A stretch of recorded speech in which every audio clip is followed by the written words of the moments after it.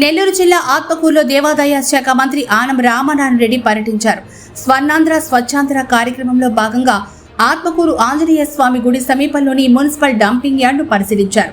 ప్రతి నెల 3వ శనివారం స్వర్ణాంధ్ర స్వచ్ఛాంధ్ర, ఈ వారం క్లీన్ ఎయిర్ స్వచ్ఛమైన గాలి థీమ్తో కార్యక్రమాలుంటాయని చెత్తరహిత ఆత్మకూరు సాధన లక్ష్యమని అన్నారు.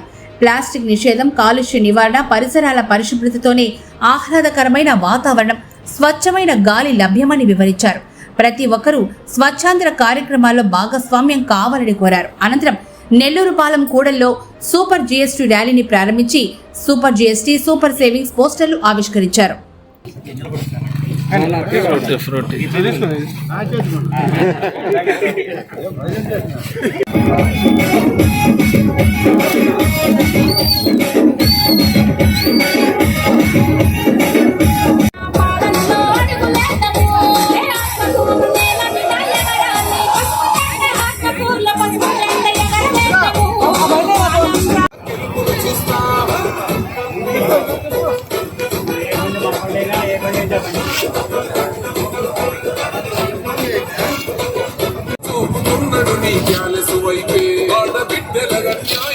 చూడలేకనే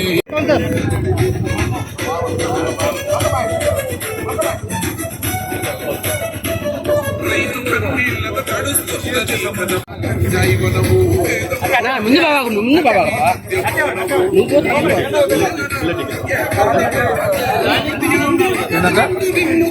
ఏందన్నా ఎక్కిస్తూ ఉన్న ఒక్క నిమిషం కన్నా ఓపెన్ పక్క రా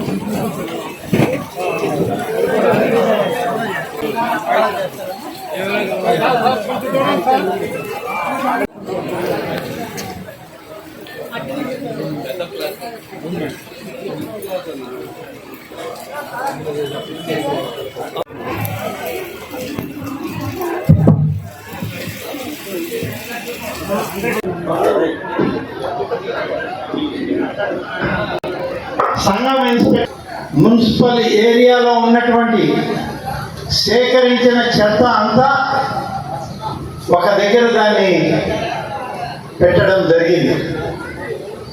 ఇవాళ కేంద్ర రాష్ట్ర ప్రభుత్వాలు పన్ను తగ్గించిన దానివల్ల మీకు ఎంత ఆదాయం వచ్చిందో లెక్క చూసుకునే కార్యక్రమం మాత్రం చేయరు.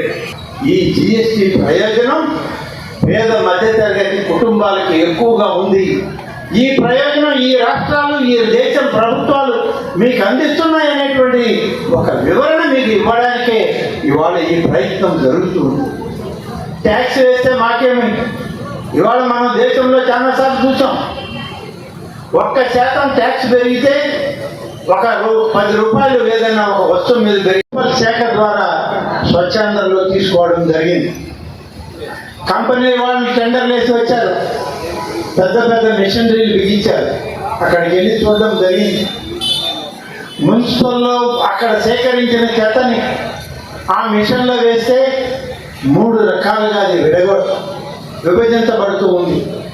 ముందే ప్లాస్టిక్ని విభజించి ఒక ప్రాంతంలో పెడుతున్నారు. మిషన్లోకి పోయిన తర్వాత ఆ మిషన్లో వచ్చేటువంటి 3 భాగాల్ని, ఒక భాగం అసలు పూర్తిగా ఎందుకు పనికిరాని చెత్తగా ఒక భాగం ఒకవైపు పడిపోతుంది, మరొక వైపు చిన్న చిన్న రాళ్ళు, చిన్న చిన్న గడ్డలు ఉన్నటువంటి దాన్ని మరొక దగ్గర పడుతుంది. మెత్తగా తయారయ్యేటువంటి ఆ యొక్క కార్యక్రమం 3 భాగాలు చూడటం జరిగింది. ఇది అంతా కూడా ఇవాళ అక్కడి నుంచి మార్చాలి. ఊరికినే మార్చడం ఎందుకు, ఎవరికైనా ఉపయోగపడే విధంగా దీన్ని మార్పు చేద్దామని రాష్ట్ర ప్రభుత్వం ఆలోచించి ఈ కార్యక్రమం చేపడితే అందులో వట్టి మట్టిగా వచ్చేదంతా కూడా ఇవాళ మన ఇసుక గ్రావెల్ లాగా మనకి ఎక్కడైనా సరే స్థలాలని పూడ్చాలి అని అంటే లెవలింగ్స్ చేసుకోవాలంటే ఆ మట్టి ఉపయోగపడుతుంది. లేదు ఇంకొంత గట్టి చేయాలి అని అంటే సన్న సన్న రాళ్ళుగా వచ్చినటువంటి ఆ మట్టి ముందు బేస్గా వేసుకొని లెవలింగ్ చేస్తే కింద గట్టిగా మెటలో కంకర వేసిన విధంగా తయారవుతుంది.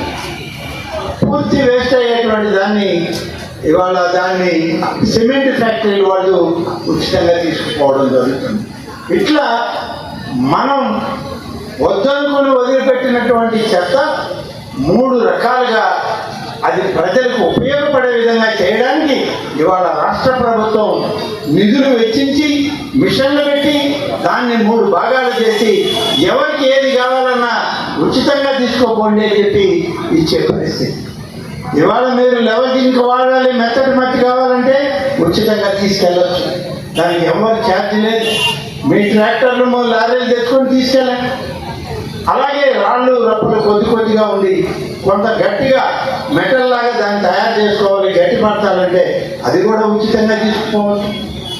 ఇలా ప్రతి ఒక్కటి కూడా అక్కడ వేస్ట్ నుంచి తయారు చేసేటువంటి 3 భాగాలను కూడా ఉచితంగా ప్రజలు కావాలంటే ఇవ్వడానికి ఇవాళ ఆత్మకూరు మున్సిపాలిటీలో సిద్ధంగా ఉంది అని చెప్పి నేను మీకు మనవి చేస్తాను.